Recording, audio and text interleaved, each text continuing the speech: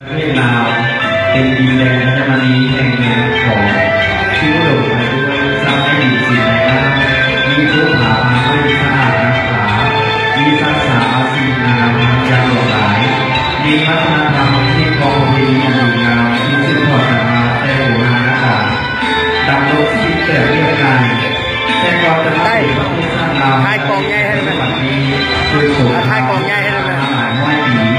แต่ย้อนความเดียวองค์อาจกล้าหาญลุกขึ้นสู่ต่อสู้ของพรรคประชาชนปฏิบัติลาวด้วยความที่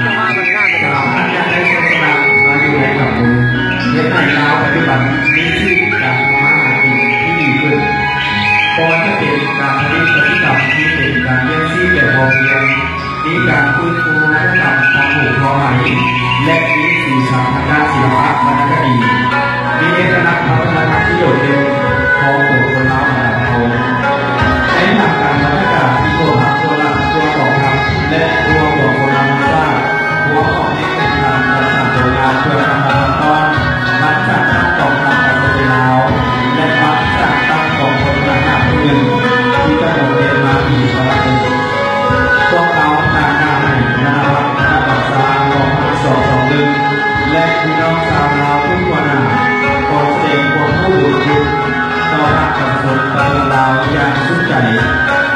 ต่อไปขอเส้นทางนำส่งต้นก้อนที่มีชื่อว่า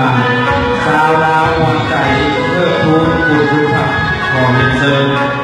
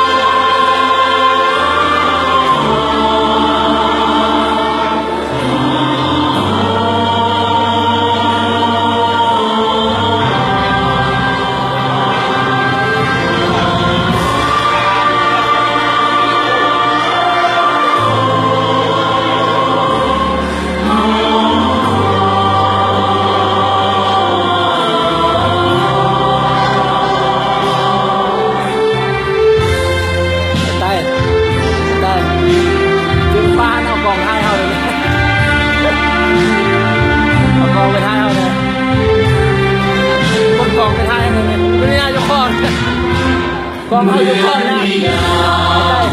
กองไทยเอานะ